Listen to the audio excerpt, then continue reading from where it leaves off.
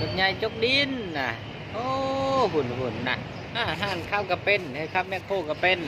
อามีนี่อามีข้าวแม่โคกระเป็นคุณน่ะโจกบ่ฮะโจกบ่ฮะจกดินบ่ฮะเท่จ้าโอ้เก่งเฮ้ยอืมอืมอืมอืมโอ้คุณน่ะตักแล้วบ่ฮะตักเลยปูนน่ะอืมโอ้เก่งอีลีนี่เก่งอีลีมีอีกคนแห่นั่งเลยเฮ้ยเปื่อนเบิดส่งลุกขึ้นไปสินั่งอยู่ใส่นั่งเอาเลยดิโอ้ยหมอนี่นั่งใส่คักแน่เลยเด้อบัดนี้เด้อปวดเหยียดขาใส่แล้วโอ้ยเห็นแนวไหนอันนี้ว่าหามลูกน้ำมันเปื่อนนะมันเปื่อน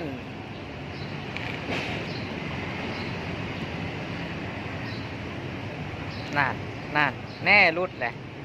รุดอีกแล้วนะ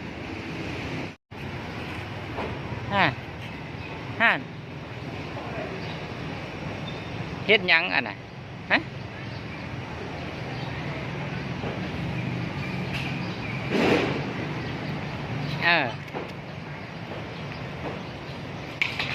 แน่ลด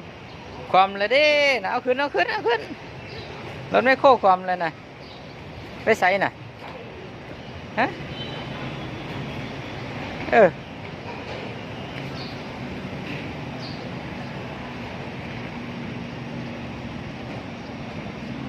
ยัง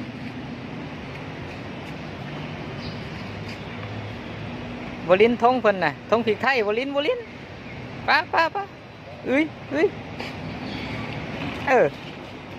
ไปลินรถเจ้าหุ่น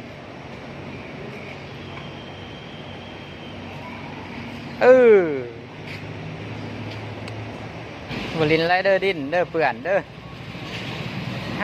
เสียงอย่างฟ้ามีอีกเลาะคือเก่าพี่น้องวันนี้ก็ได้บุกงานลายส่วงก่อนผมมีเวลาเบิ่งหลูเขาน้ำก็บ่กินนี่ฟ้าเพิ่นเลาะก่อนกินแต่นมส่วงก่อนนี่แล้วฟ้าเพิ่นอันนี้คุ้มกินเขาก่อนบ่กินเขามาเกือบเป็นเดือนแหละเดือนกว่าหรือมั้งเนี่ยเอ้ยโดยไปไปเฮ้ยเห็นอะไรอันน่ะ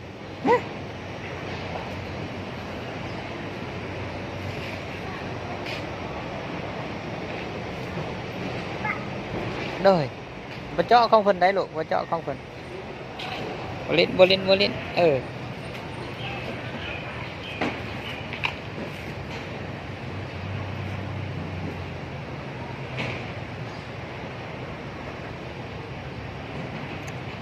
ขอผัก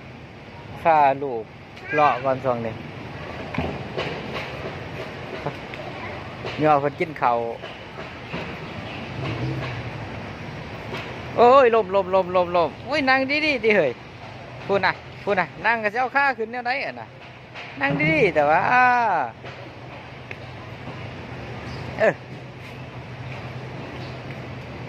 ยังลูกฮะเยี่ยม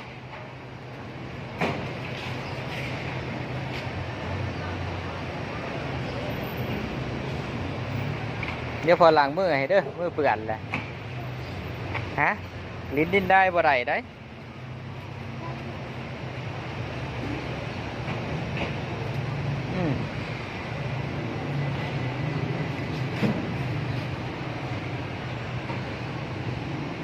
เห็นยังบ่ข้ามเห็นยังไงฮะรถใหญ่ยกดินวะใช้รถใหญ่ยกดินรถแมคโครอะไรรถแมคโครมี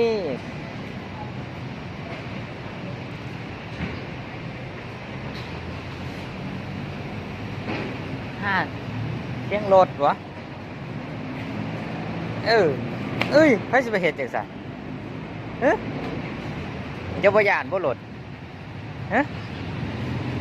เออห่านโอ้พุ่นน่ะบาย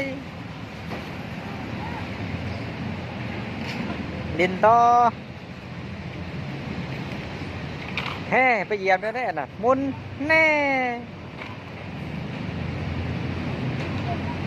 อืมอืม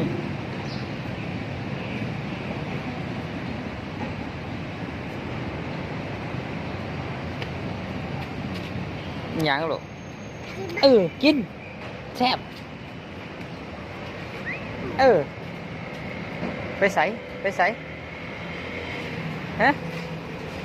ใส่อย่าเฮ็ดแต่สันนี้มันสิแตกกินหมูห้ามสิกินน้ำหมูมาพอเปิดให้มาเออโอ้ยเก่งอีหลีเอาเร็ว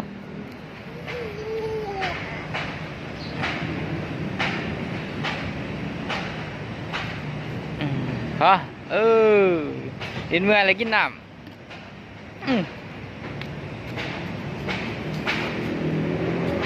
ห่านเห็นนั่นได้อ่ะนะฮะเห็นนั่นได้อ่ะนะฮะ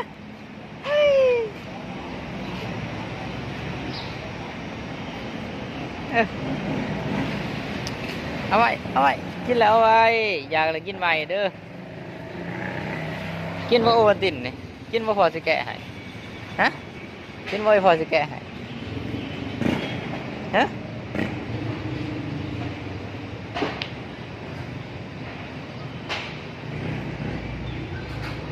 เปื่อนนะลิ้นดินนะมันเปื่อนนะลิ้นดินนะฮะ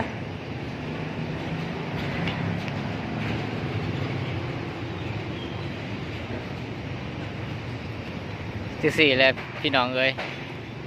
ข้าลูกรอยำว่างเวลาว่างพาเพิ่นรอจักหน่อยออกกำลังกายพี่น้องขอบใจพี่น้องที่เขามาเบิ่งมาส้มเด้อขอบใจที่ติดตามและกำลังใจมาตลอดเนาะขอบใจพี่น้องหลายๆ